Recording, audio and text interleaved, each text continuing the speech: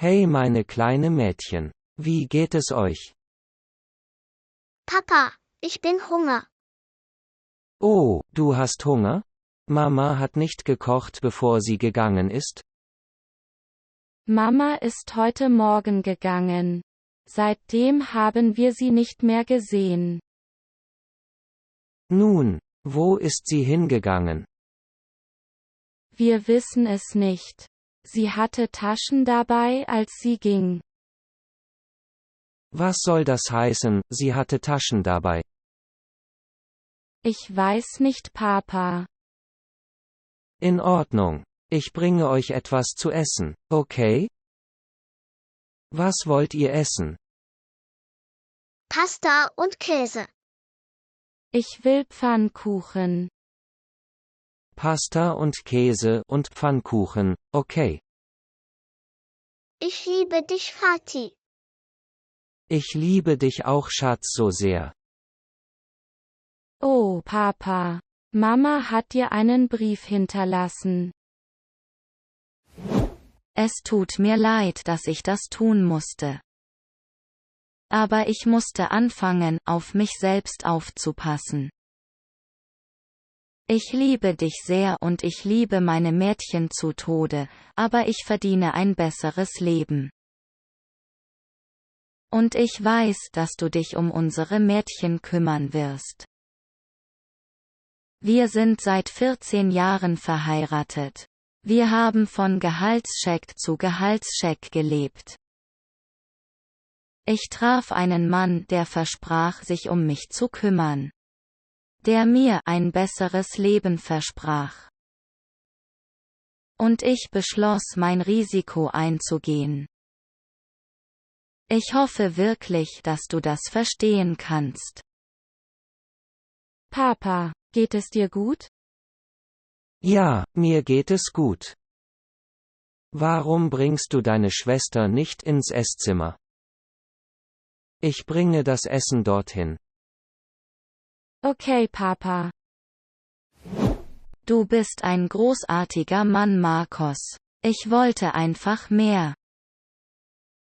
Ich hoffe, du bist dadurch nicht zu sehr verletzt, und wenn doch, tut es mir schrecklich leid. Papa, geht es Mama gut? Ja, ihr geht es gut. Warum ist sie nicht zu Hause? Sie hatte etwas zu tun. Aber ich bin für euch da, okay? Ich liebe euch. 2 Wochen später. Lisa? Entschuldigung, darf ich Ihnen helfen? Was willst du, Marcos? Wie konntest du uns einfach so verlassen? Wir haben 2 Kinder zu ernähren. Ich weiß, du interessierst dich nicht für mich, aber das Haus wird ruiniert. Ich verstehe nicht, wie du mich und deine 2 kleinen Mädchen verlassen kannst. Ich weiß, wir hatten einige schwierige Zeiten. Aber ich habe alles in meiner Macht Stehende getan, um deine Anforderungen zu erfüllen.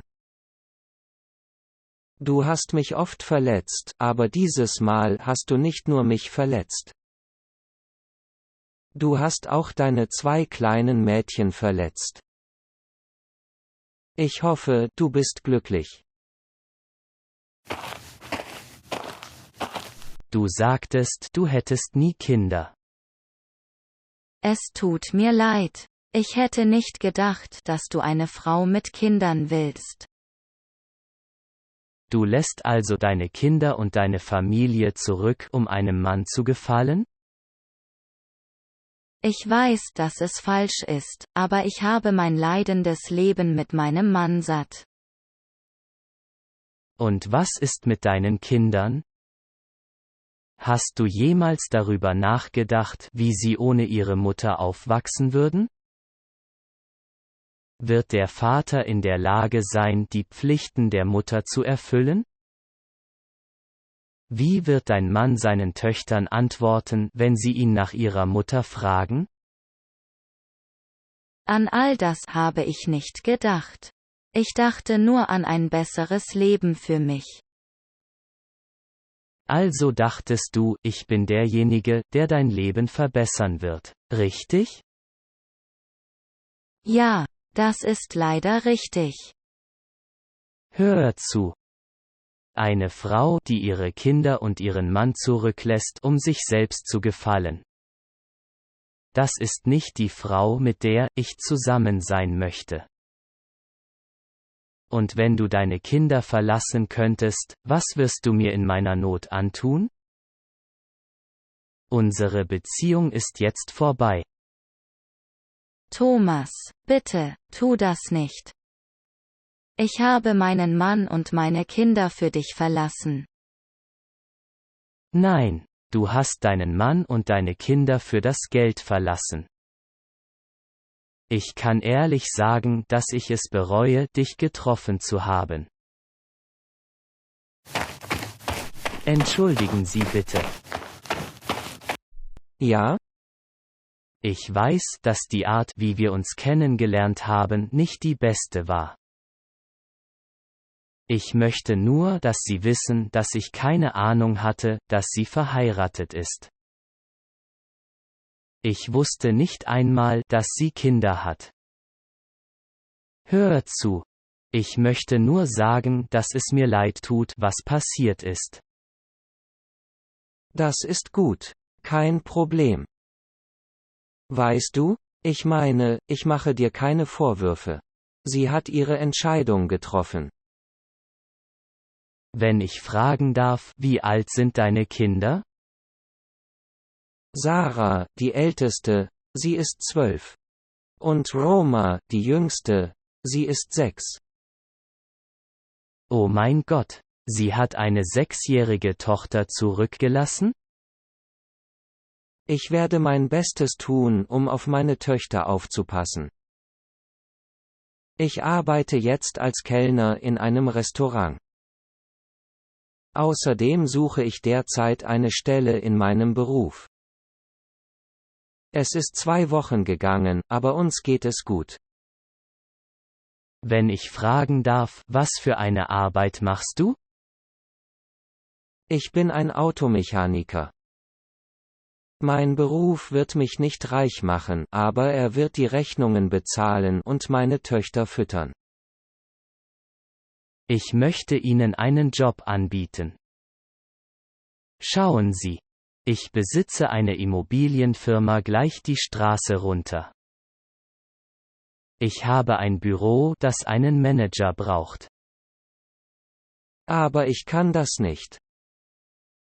Auch wenn Sie nicht qualifiziert sind, können wir Sie ausbilden. Ihr Gehalt beginnt bei 8.000 € im Monat. Ist das gut für Sie? Warum würdest du das tun?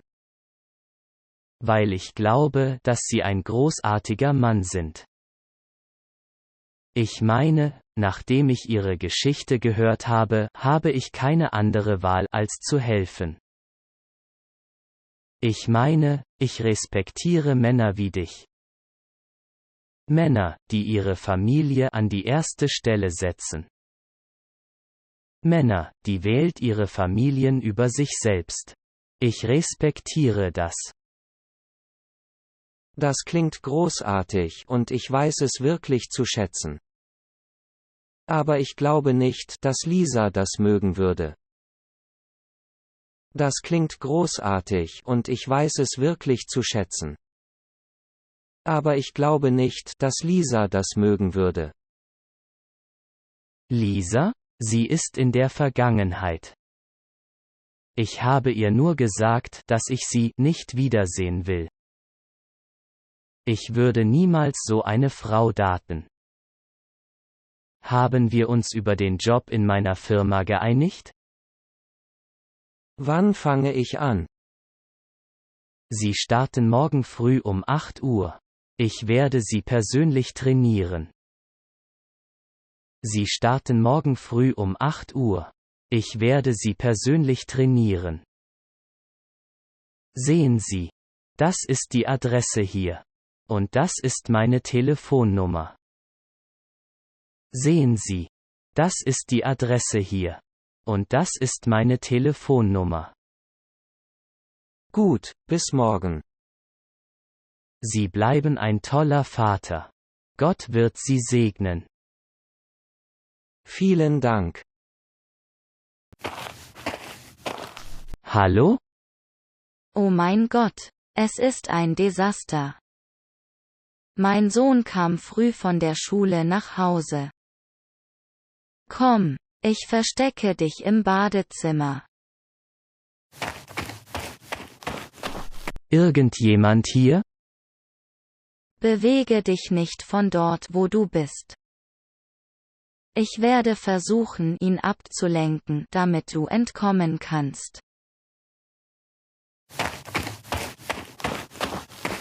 Peter, bist du das? Mama?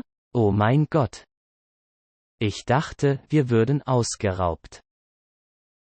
Nein, Schatz, alles ist in Ordnung. Schau, ich musste wegen eines Notfalls nach Hause kommen. Komm, lass uns im Wohnzimmer reden. Was machst du hier? Du solltest in der Schule sein. Es ist Mittwoch. Denke daran, wir haben halbe Tage wegen Covid.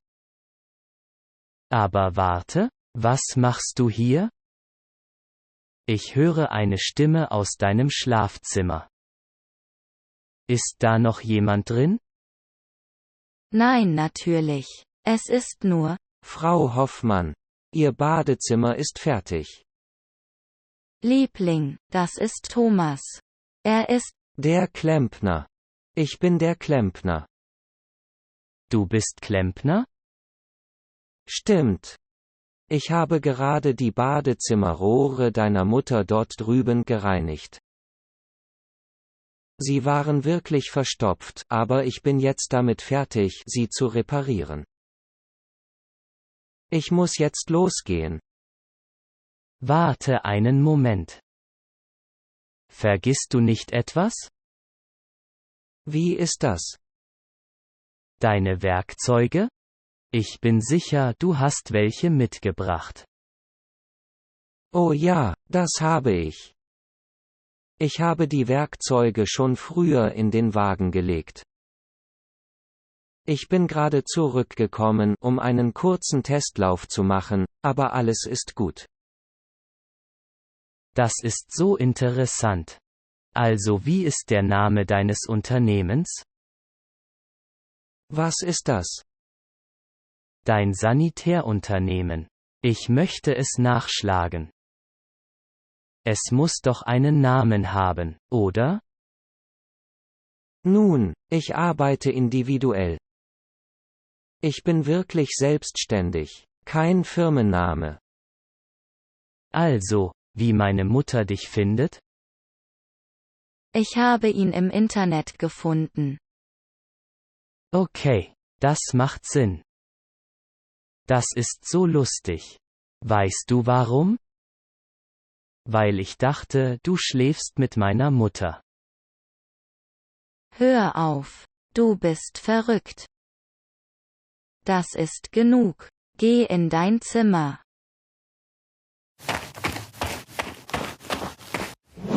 Was hast du mit ihm vor? Keine Sorge, ich werde dieses Problem lösen. Ich rufe dich später an und erzähle dir alles. Schatz, du hast es falsch verstanden. Wirklich? Aber ich bin mir ziemlich sicher, dass du meinen Vater mit dem Klempner betrügst.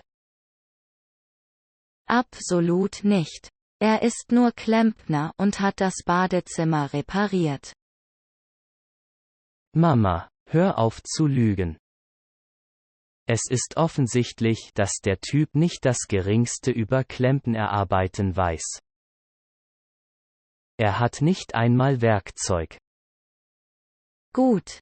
Du hast zu 100% recht. Ich habe deinen Vater betrogen. Aber das heißt nicht, dass ich deinen Vater nicht liebe.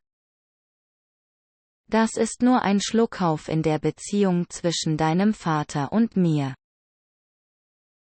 Schatz, ich liebe deinen Vater immer noch.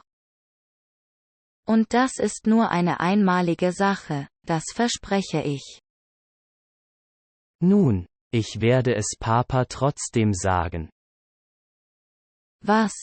Warum willst du das tun? Weil mein Vater verdient es zu wissen. Er ist immer ein liebevoller Vater und ein treuer Ehemann. Er hat es nie verdient, dass du ihn verrätst. Schatz, das wird nichts reparieren. Dein Vater steht vor einer großen Beförderung und braucht diese Art von Stress nicht. Das ist nicht mein Problem. Was ist, wenn ich dir etwas Geld gebe? Was sagst du? Ich gebe dir $200, damit du schweigst. Soll ich meinen Vater für etwas Geld verraten? Ja, Peter. Und auch dafür, unser Familienleben nicht zu ruinieren. Nun, jetzt ist meine Chance. Ich möchte die neue PS5 und $2000. Das ist so viel. Aber ich stimme zu. Und ich will das bis morgen, oder der Deal ist aus. Okay, morgen gebe ich dir das Geld und kaufe dir die PS5. Am nächsten Tag. Es war nicht einfach, aber ich habe bekommen, was du wolltest. Oh mein Gott, das ist toll. Ich musste die PS5 in den Sack stecken, um sie vor deinem Vater zu verstecken. Diese sind so schwer zu bekommen. Du hast ein Wunder vollbracht. Ich weiß, ich habe dafür das Doppelte bezahlt. Hast du den anderen Teil unseres Deals mitgebracht? Ja, hier $2000. Was ist hier los? Liebling, ich habe Peter ein verfrühtes Geburtstagsgeschenk gemacht. Nein, Papa. Mama hat eine Affäre. Sie betrügt dich mit einem anderen Mann. Was sagst du? Ja, ich bin gestern früh nach Hause gekommen und habe sie mit dem Klempner erwischt. Das ist nicht passiert, er lügt. Wovon zum Teufel redet er? Ich weiß nicht. Du weißt es nicht? Dann kannst du das hören. Du hast zu 100% recht. Ich habe deinen Vater betrogen. Aber das heißt nicht, dass ich deinen Vater nicht liebe. Das ist nur ein Schluckauf in der Beziehung zwischen deinem Vater und mir. Schatz, ich liebe deinen Vater immer noch. Und das ist nur eine einmalige Sache, das verspreche ich. Was ist, wenn ich dir etwas Geld gebe? Was sagst du? Ich gebe dir $200, damit du schweigst. Sie dachte, ich würde für etwas Geld schweigen, aber ich bin bei dir, Papa. Danke für das vorgezogene Geburtstagsgeschenk. Ich weiß nicht, was dich zu einem schlechteren Menschen macht. Die Tatsache, dass du mich betrogen hast. Oder die Tatsache, dass du erwischt wurdest, wenn du unseren Sohn mit Bargeld bestochen hast, damit er schweigt. Du solltest dich schämen. Was für eine Mutter bist du? Wie heißt dieser Feigling, mit dem du mich betrogen hast? Thomas. Wer? Thomas? Mein Arbeitskollege Thomas? Nun, zum Glück habe ich die Beförderung bekommen, um die ich gebeten habe. Also ist Thomas jetzt ein Angestellter von mir. Und jetzt ist Thomas technisch gesehen gefeuert. Willst du es ihm selbst sagen, oder soll ich es tun? Ich werde ihn nie wiedersehen, das schwöre ich. Solche Versprechungen brauchst du nicht zu machen. Wir sind fertig. Du kannst jetzt machen, was du willst. Was meinst du? Wir lassen uns scheiden. Willst du dich wirklich von mir scheiden lassen? Ich liebe dich immer noch und ich kann nicht ohne dich leben. Bitte, zerstöre nicht unser Familienleben. Du bist derjenige, der unser Familienleben bereits ruiniert hat. Schatz, können wir vernünftig darüber reden? Darüber können wir vor Gericht sprechen. Pack deine Taschen. Ich will dich hier nicht mehr sehen. Roma und ich fuhren wahnsinnig schnell unter Alkoholeinfluss. Dann hat uns die Polizei angehalten und wollte uns festnehmen. Als sie aber zu mir und Roma kamen, haben wir einfach so unschuldig getan und mit dem Polizisten geflirtet. Er hat uns schließlich einfach gehen lassen. Ich weiß nicht, wie ich den Mut dazu hatte. Es war nicht so geplant, Mama, aber wir wollen nicht ins Gefängnis. Ja, du setzt eben die Fähigkeiten ein, die dir deine Mutter gegeben hat. Hast du noch eine ihrer Nummern? Mama? Oh mein Gott. Die sind viel jünger als du. Warum nicht? Deine Mutter könnte etwas jugendliche Energie gebrauchen. Und wie steht's zwischen dir und Papa? Redet ihr noch miteinander? Na ja, du kennst deinen Vater. Er ist mit einer jungen Tussi durchgebrannt. Er wird sich nie ändern. Und die Männer fragen sich, warum wir verrückt sind. Es tut mir leid, Mama.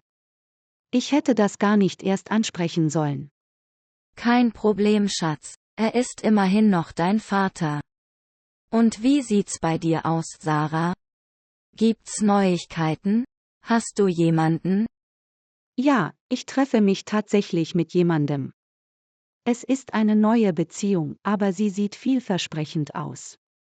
Er ist etwas älter als ich. Was macht das schon? Alter ist nur eine Zahl. Wie heißt er? Was macht er beruflich? Und wie viel verdient er?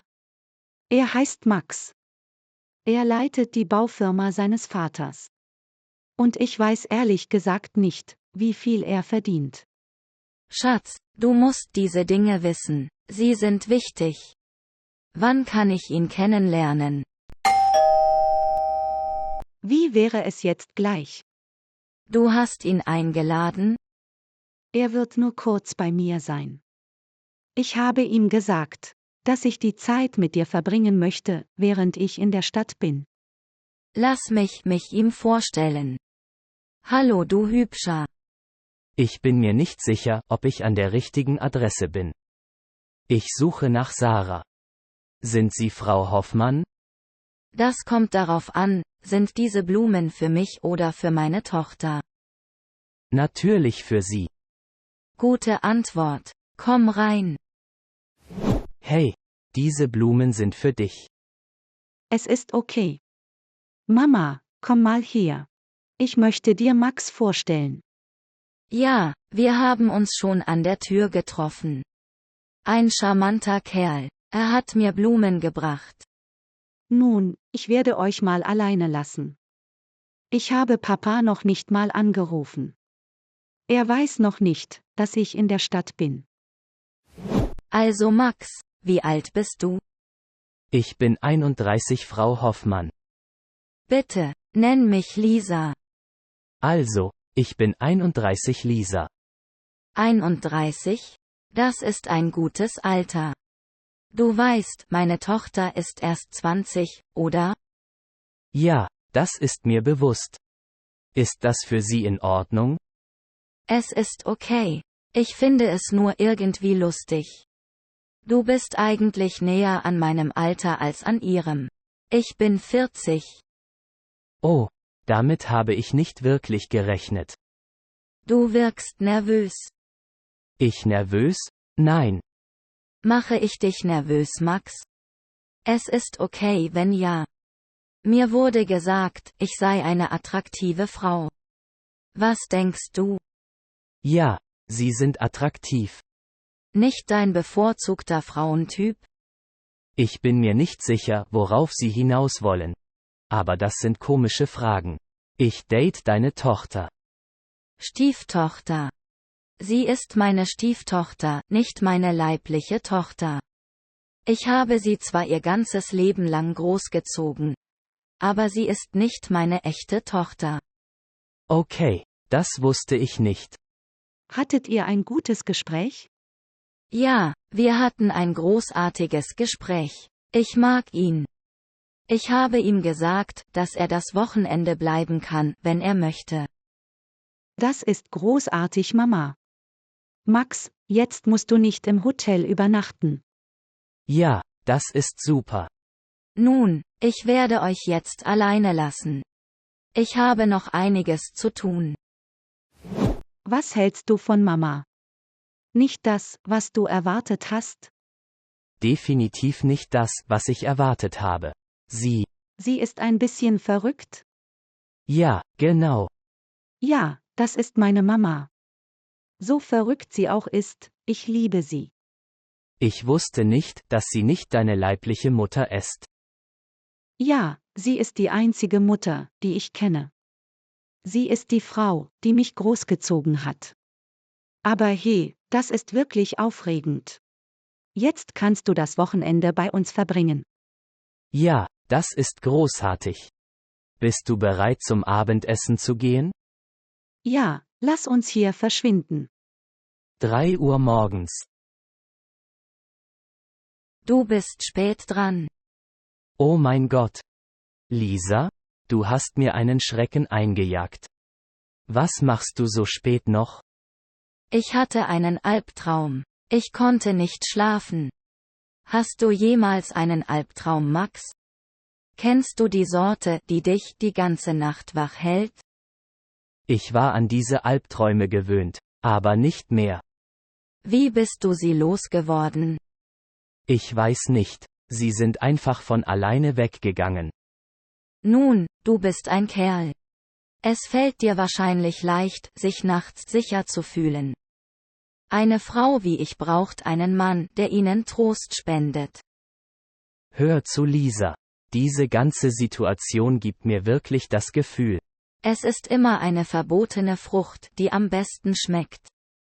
Du denkst wahrscheinlich, ich bin verrückt, nicht wahr? Nein, ich glaube nicht, dass du verrückt bist. Glaubst du, dass ich eine beschädigte Ware bin?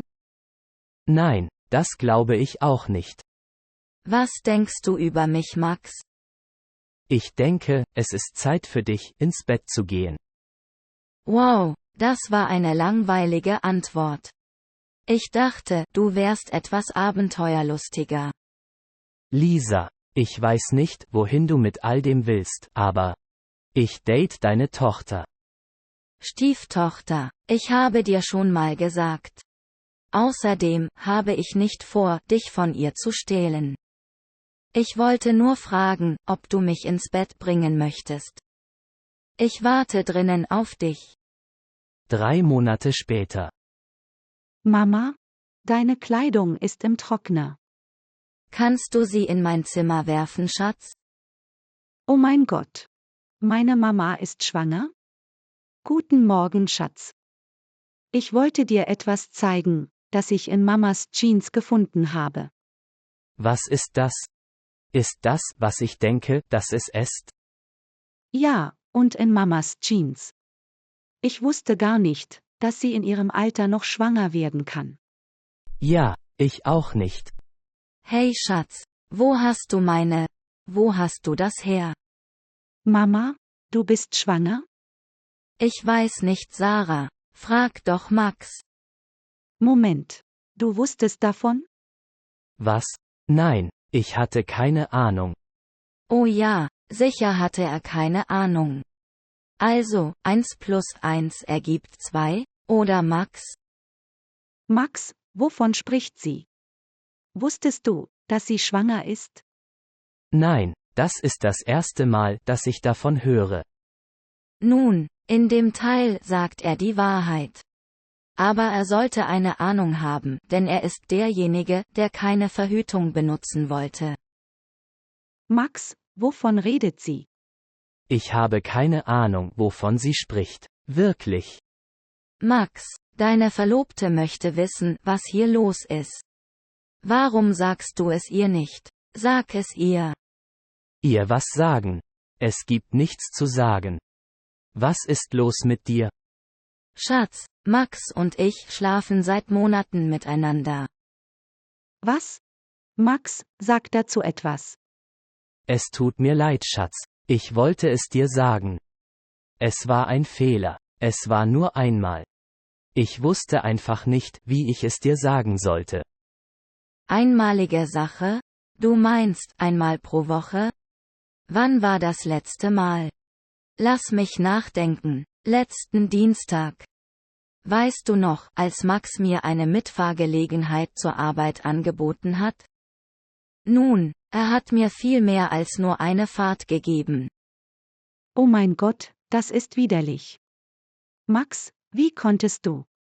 Pack deine Sachen und verlass mein Haus. Und Mama, mir fehlen die Worte für dich. Ich habe auch keine Worte für dich, Max. Auf Wiedersehen. Es hat Spaß gemacht, solange es gedauert hat, aber ich denke, alle guten Dinge müssen ein Ende haben. Jetzt, wie meine Tochter dir gesagt hat. Pack deine Sachen und verlasse dieses Haus sofort. Hallo.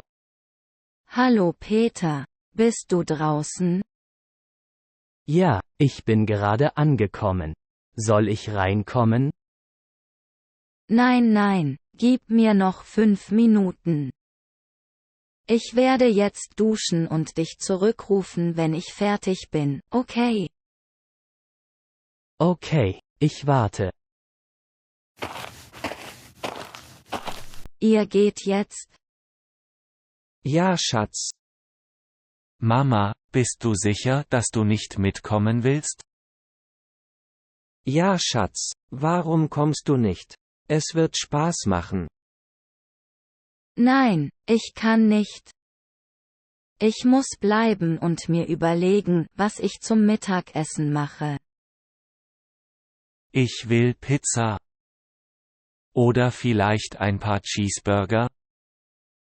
Okay, das mache ich.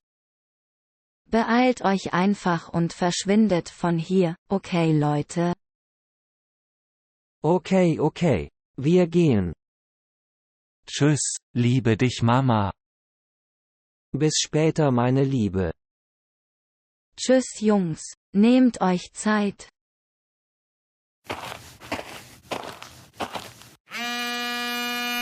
Hallo. Hey Liebling, Sie sind gegangen.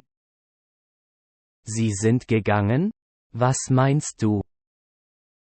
Tut mir leid, ich komme gerade aus dem Badezimmer. Du kannst jetzt jederzeit reinkommen. Okay, ich komme. Hallo Hübsche. Diese sind für dich. Oh mein Gott, die sind wunderschön. Ich danke dir sehr. Ich konnte es kaum erwarten, dich zu sehen. Ich auch Liebling. Wie war dein Tag?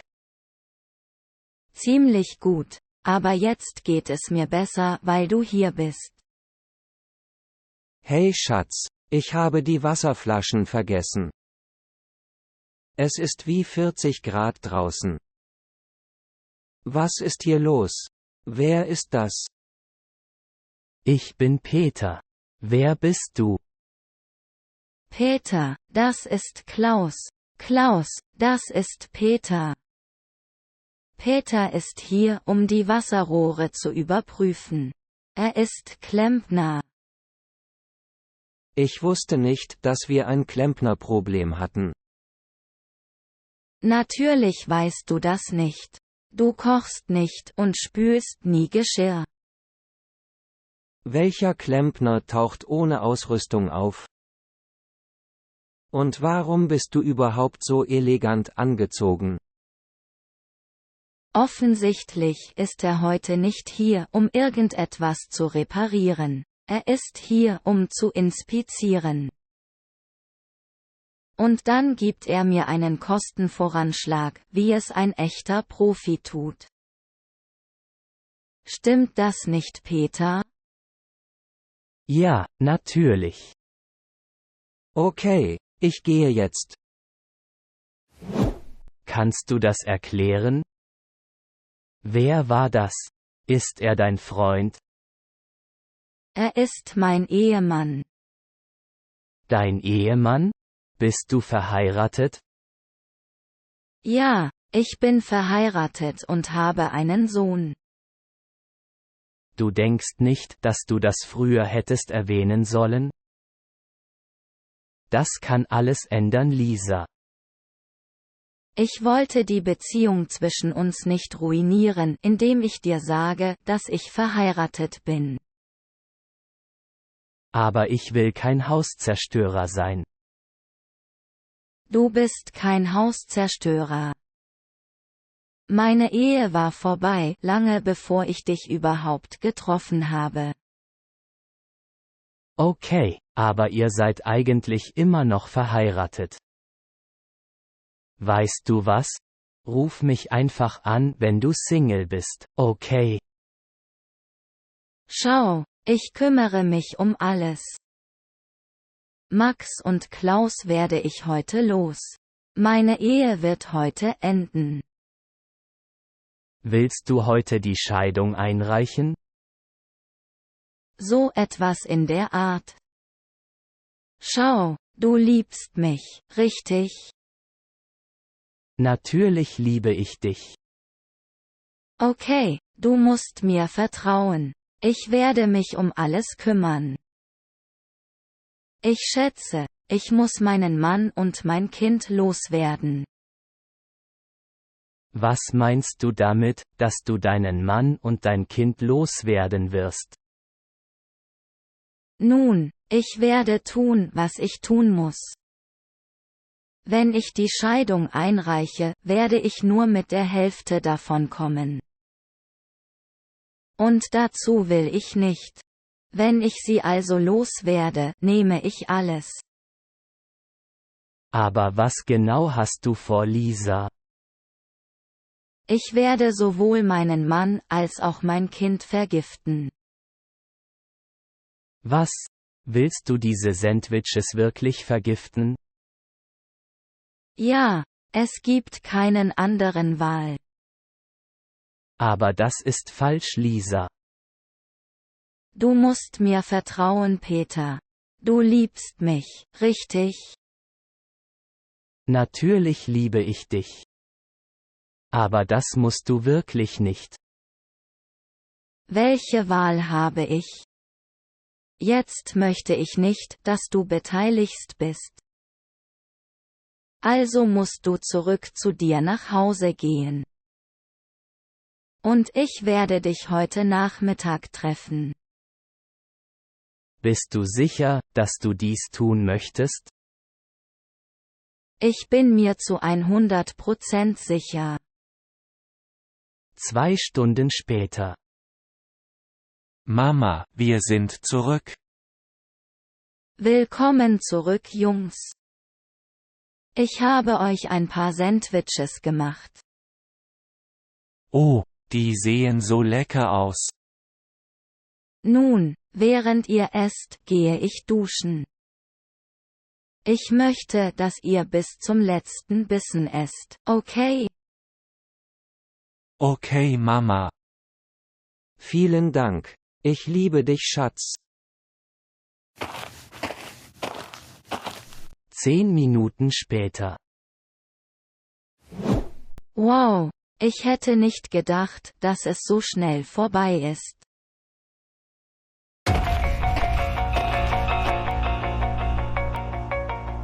Peter? Was machst du hier? Hast du es getan, Lisa? Natürlich habe ich. Aber ich habe dir gesagt, ich will dich nicht dabei beteiligen. Lisa, du bist verhaftet. Bitte, drehe dich um und lege deine Hände hinter den Rücken. Was sagst du? Hör auf, Spiele zu spielen. Lass uns gehen. Wir müssen hier raus. Nein, ich meine das ernst. Bitte, drehe dich um und lege deine Hände hinter den Rücken. Nein, das werde ich nicht tun. Was machst du gerade? Ich spiele keine Spielchen, Lisa. Es gibt etwas, das ich dir nicht über mich erzählt habe. Ich bin eigentlich ein verdeckter Ermittler. Du bist was? Bist du ein Polizist? Nein, ich bin eigentlich ein Detektiv. Und warum hast du mir diese Informationen nicht gesagt? Nun, du hast mir auch nicht gesagt, dass du verheiratet bist. Du bist wegen versuchten Mordes an deinem Mann und deinem Sohn verhaftet. Hast du versucht gesagt? Was meinst du damit? Ja, sie werden in Ordnung sein. Komm mit und überzeuge dich selbst. Ich kann nicht glauben, dass du uns das antun wolltest. Wie ist das möglich? Du meinst, wie leben wir noch?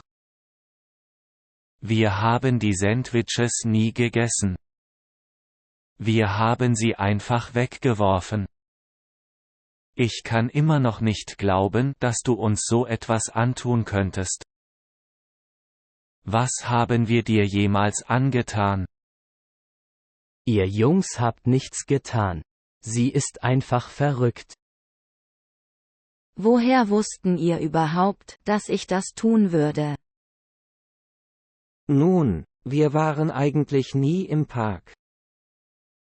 Als ich heute früher ging, hatte ich ein schlechtes Gefühl wegen Peter. Ich hatte den Verdacht, dass du mich anlügst, wer er war.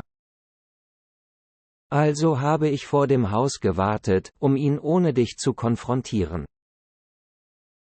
Als ich das tat, sagte er mir genau, wer er war. Und er hat mir von deinem bösen Plan erzählt, uns loszuwerden mit den Sandwiches. Wie kannst du mir das antun? Wir sollten zusammen sein. Du liebst mich, richtig? Lisa, ich kann nicht mit jemandem zusammen sein, der versucht, ihre eigene Familie zu töten. Leute, ich wollte nicht, dass das alles passiert. Hätte ich gewusst, dass sie verheiratet ist, hätte ich mich nie mit ihr verabredet. Ich verstehe. Ich glaube dir. Ich bin verärgert, aber dankbar, am Leben zu sein. Ich glaube nicht, dass ich dir das jemals verzeihen werde, Mama.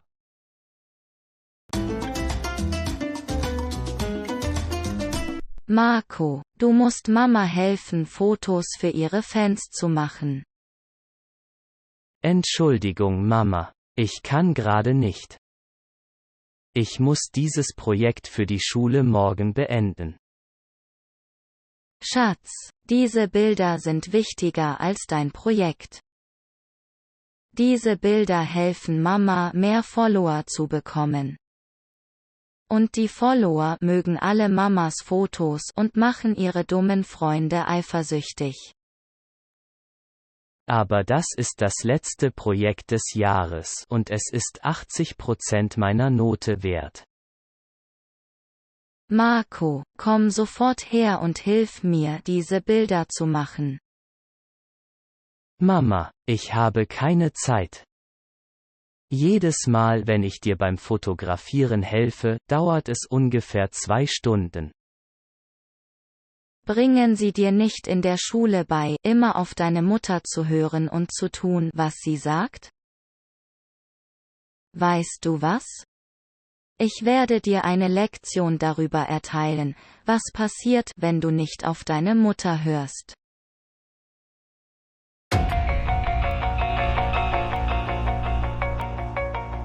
Mama, was machst du? Nun, sieh dich an, wie du wie ein kleines Mädchen weinst. Marco, ich möchte, dass du mir zuhörst. Du wirst nie etwas mit deinem Leben anfangen. Weißt du nicht, dass Gott uns alle unterschiedlich gemacht hat und dass wir alle bestimmte Talente haben? Zum Beispiel hat Gott mir diesen erstaunlichen Körper gegeben, mit dem ich im Internet berühmt werden und Geld von Make-up-Marken und Bikini-Marken bekommen kann. Und Gott gebe dir diese kleinen Hände dafür, dass du mein Telefon hältst und Fotos machst. Also komm schon, lassen wir Gott nicht im Stich und verschwenden wir unsere Talente. Okay, Mama. Das ist richtig, Schatz. Halte einfach diese Taste gedrückt. Wer ist es jetzt? Okay, du bleibst einfach hier und ich bin gleich wieder da. Thomas, was machst du hier? Du weißt, wir sind nicht mehr verheiratet. Ja, ich weiß. Ich komme nur, um meinen Sohn zu sehen. Nun, das kannst du nicht. Ich habe das volle Sorgerecht, erinnerst du dich? Ja, weil Sie den Richter angelogen und gesagt haben, dass ich ihn körperlich misshandelt habe. Nun, eine so heiße Frau wie ich hat viele Tricks im Ärmel. Du bist ekelhaft, weißt du das? Ich weiß nicht, warum ich mich jemals in dich verliebt habe. Hör zu. Du musst mich meinen Sohn sehen lassen, okay? Nun, wenn ich das täte, wäre das ein Gesetzesbruch. Und ich bin ein gutherziger Mensch, der sich immer an die Regeln hält. Kann ich ihm dieses Geschenk wenigstens zum Geburtstag geben? Hat er heute Geburtstag? Papa, ich habe dich so vermisst. Ich habe dich auch vermisst, Sohn. Ich weiß nicht, was ich ohne dich tun würde. Papa, du musst zurückkommen. Ich brauche dich. Ich weiß, keine Sorge. Ich habe einen Plan, okay? Ich habe dir noch ein Geschenk besorgt. Oh mein Gott, es ist ein Welpe. Wenn du einsam wirst, du hast jemanden zum Reden und Spielen. Was sagst du? Er kann mit mir reden, wenn er einsam wird. Marco, geh wieder rein. Und du, verschwinde von hier, bevor ich die Polizei rufe. Vielen Dank, Papa. Ich liebe dich. Vielen Dank für das Geschenk. Ich liebe dich auch, Sohn. Denke daran, ich habe einen Plan, okay? Wir werden uns bald sehen. Marco hat sich mit dem Hund, den sein Vater ihm geschenkt hat, richtig gut angefreundet. Sie spielten jeden Tag und jede Nacht. Sein Hund half ihm dabei, all die harten Zeiten zu überstehen. Wenn seine Mutter ihn anschrie und ihn zwang, Fotos von ihr zu machen. Maria wurde immer frustrierter, weil sie keine Aufrufe mehr für ihre Videos erhielt. Sie dachte immer über neue Wege nach, um immer mehr Aufrufe zu bekommen. 3 Wochen später. Ich kann nicht glauben, dass ich dich dazu abhole, ein Spiel für den dummen Hund zu besorgen.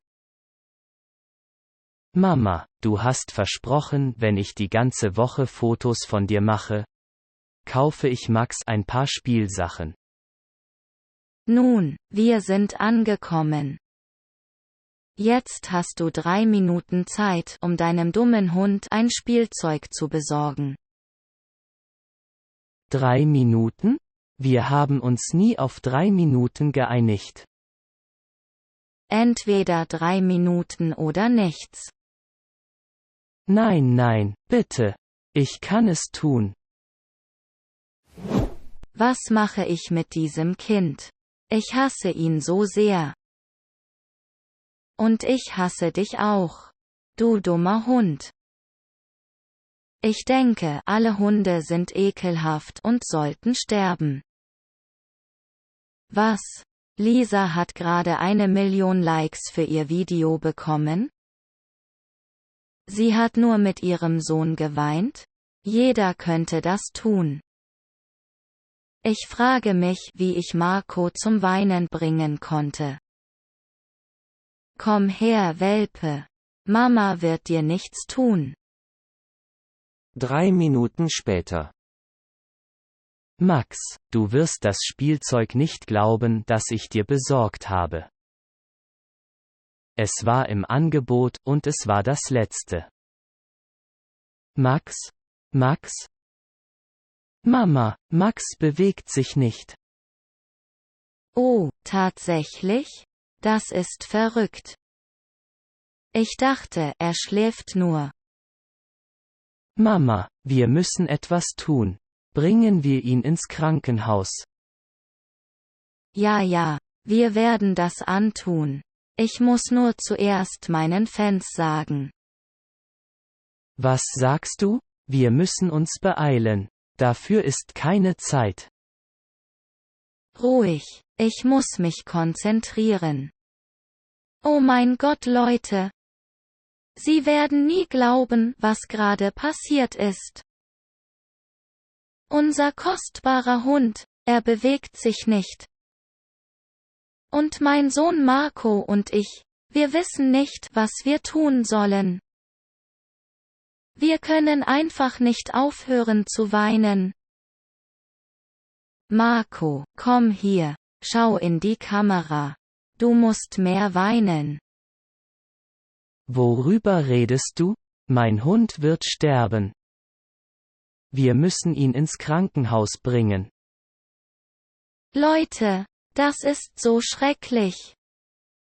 Dieser Hund war nicht nur wie ein bester Freund, er war wie ein Sohn für mich. Wir brauchen jetzt dringend eure Unterstützung. Wenn Sie also liken und abonnieren könnten, hilft uns das durchzustehen. Denken Sie daran, zu liken und zu abonnieren. Wir müssen gehen. Er atmet kaum. Es ist zu spät für deinen dummen Hund, okay? Außerdem sind diese Tierärzte schreckliche Menschen. Sie verlangen Tausende von Dollar, um Hunden zu helfen.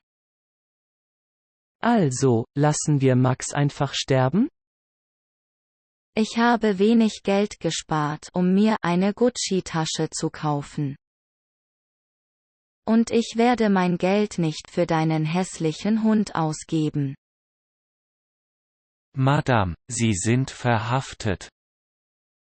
Bitte steigen Sie mit erhobenen Händen aus dem Auto. Unter Arrest wofür? Was habe ich getan? Wegen Tierquälerei und Misshandlung Ihres Kindes. Tierquälerei? Ein Kind misshandeln? Ich habe nichts dergleichen getan. Außerdem hast du keinen Beweis. Nein, wir haben alle Beweise, die wir brauchen. Danke an Max. Ich habe ihm eine kleine versteckte Kamera ins Halsband gesteckt. Und gesehen, wie schlecht du ihn und unseren Sohn behandelt hast. Papa, wir müssen Max helfen. Er wird sterben. Keine Sorge, ich habe den Tierarzt angerufen. Er wird in ein paar Minuten hier sein. Vielen Dank, Papa. Ich liebe dich. Ich liebe dich auch so sehr, Sohn. Der Tierarzt traf wenige Sekunden später ein und konnte Max etwas Medizin zum Atmen geben. Maria wurde für schuldig befunden und zu 2 Jahren Gefängnis verurteilt. Auch das alleinige Sorgerecht für Marco wurde Thomas schließlich zugesprochen. Und Marco konnte nun bei seinem Vater leben.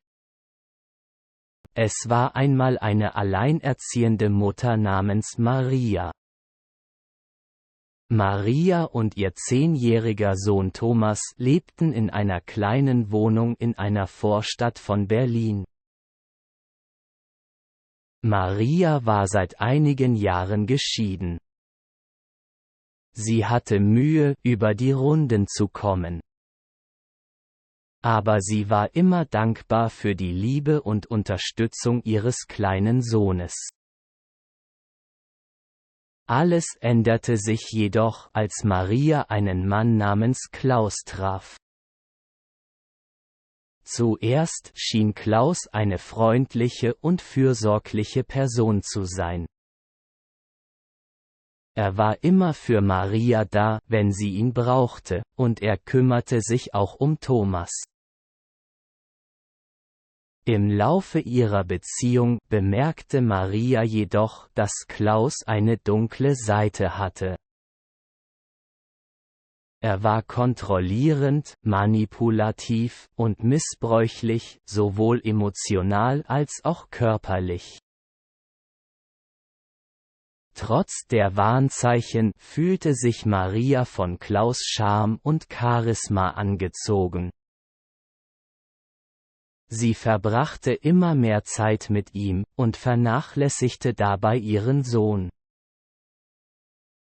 Thomas versuchte, über den Missbrauch, den er miterlebte, zu sprechen. Aber seine Mutter wollte nichts davon hören. Sie war überzeugt, dass Klaus sie liebte und ihr niemals wehtun würde. Im Laufe der Zeit wurde Klaus' Verhalten immer unberechenbarer. Er geriet wegen Kleinigkeiten in Wutausbrüche und wurde sowohl Maria als auch Klaus gegenüber gewalttätig. Maria begann um ihre Sicherheit und die ihres Sohnes zu fürchten. Aber sie fühlte sich in der Beziehung gefangen.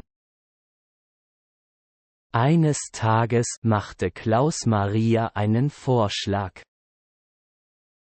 Er sagte ihr, dass er sie liebte und sie heiraten wollte, aber unter einer Bedingung. Sie musste Thomas loswerden. Er behauptete, dass Thomas eine Belastung für ihre Beziehung sei.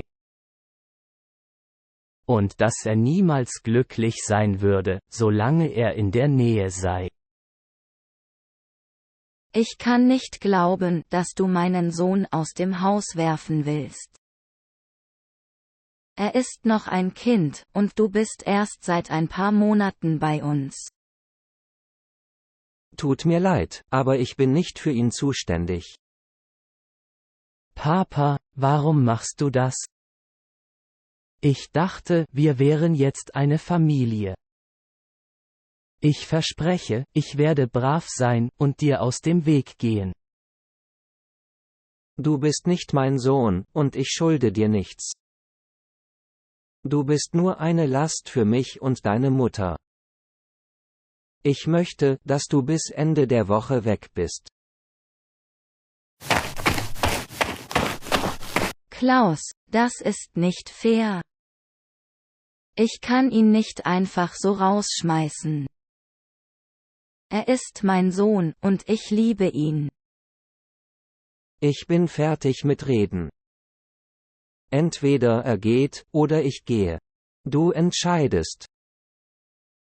Zuerst war Maria entsetzt über den Vorschlag. Wie konnte sie je einem Mann zuliebe ihr eigenes Fleisch und Blut aufgeben?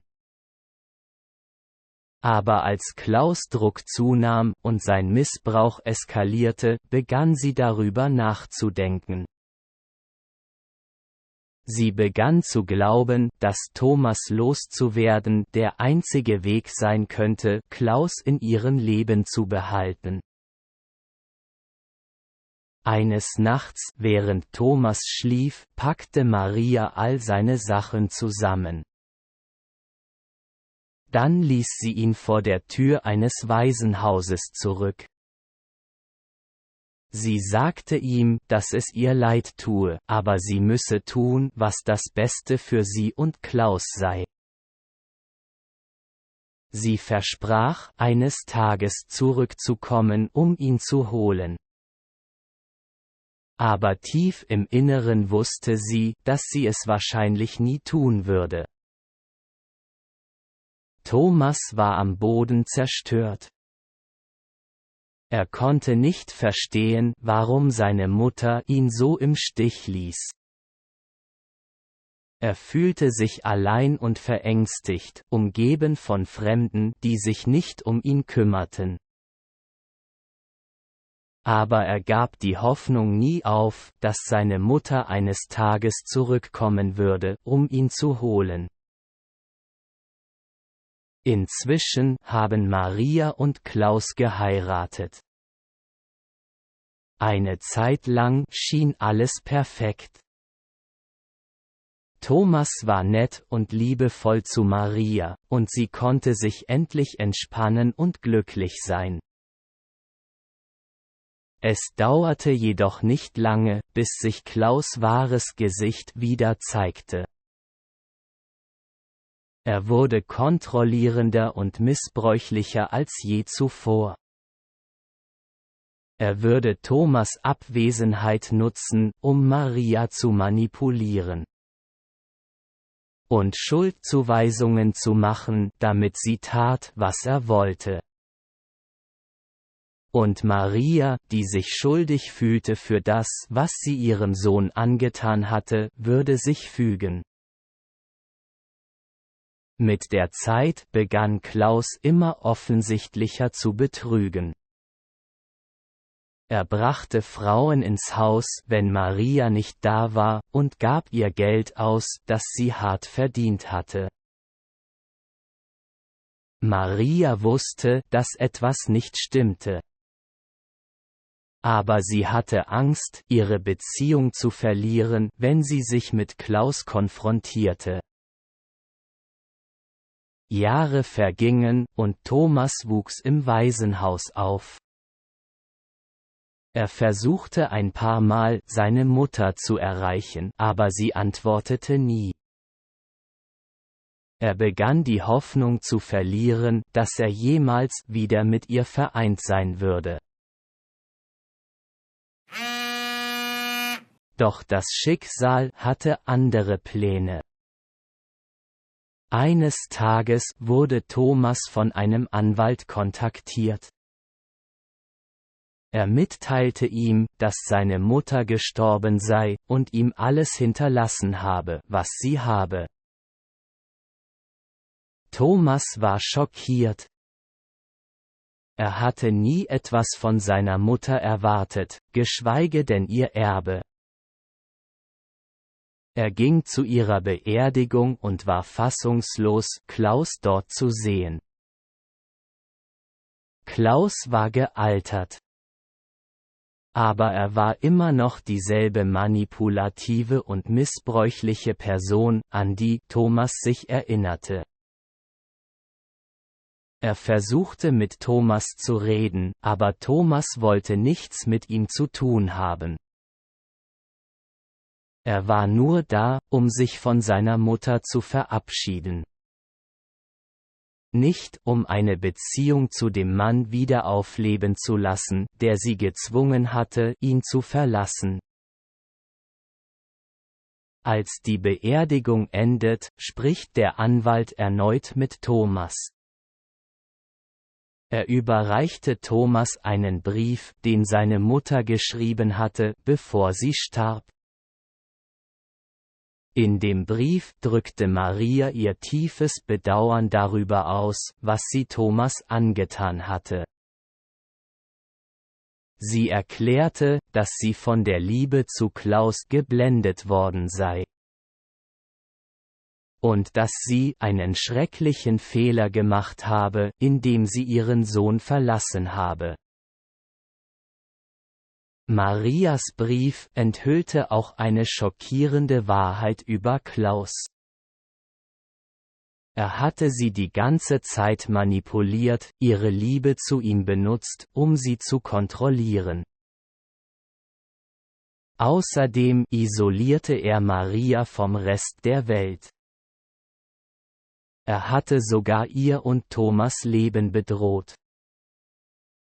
Falls sie jemals versuchte, ihn zu verlassen oder zu ihrem Sohn zurückzukehren. Das Lesen des Briefes erfüllte Thomas mit einer Mischung aus Traurigkeit, Wut und Erleichterung. Endlich verstand er, warum seine Mutter getan hatte, was sie tat. Aber er fühlte sich auch verraten. Sie hatte sich von Klaus kontrollieren lassen und ihre Beziehung für ihn geopfert. Aber trotz alledem wusste Thomas, was er zu tun hatte. Er benutzte das Geld, das er von seiner Mutter geerbt hatte, um einen Privatdetektiv einzustellen, um Klaus aufzuspüren. Der Privatdetektiv fand Klaus wieder verheiratet mit einer anderen Frau mit einem kleinen Kind.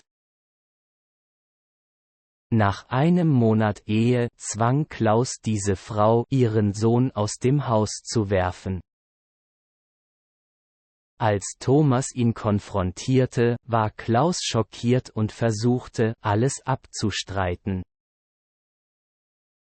Aber Thomas hatte die Beweise. Den Brief seiner Mutter. Zeugenaussagen von Leuten, die Klaus' Missbrauch gegenüber Maria und Thomas gesehen hatten. Am Ende wurde Klaus festgenommen und wegen mehrfachen Missbrauchs angeklagt, einschließlich des Wärlassens von Kindern. Thomas verspürte Zufrieden, als er wusste, dass der Gerechtigkeit Genüge getan worden war. Er erkannte auch, dass er endlich seine wahre Familie gefunden hatte. Die Menschen, die ihn im Waisenhaus geliebt und betreut hatten. Von diesem Tag an schwor sich Thomas, nie wieder jemanden über sich oder sein Leben bestimmen zu lassen. Er entschied sich, seiner Mutter zu vergeben. Da er wusste, dass sie auch ein Opfer gewesen war, aber er vergaß nie, was sie getan hatte. Wenn Ihnen dieses Video gefallen hat, klicken Sie auf Gefällt mir. Und vergessen Sie nicht, den Kanal zu abonnieren und die Glocke für weitere Unterrichtsstunden zu aktivieren.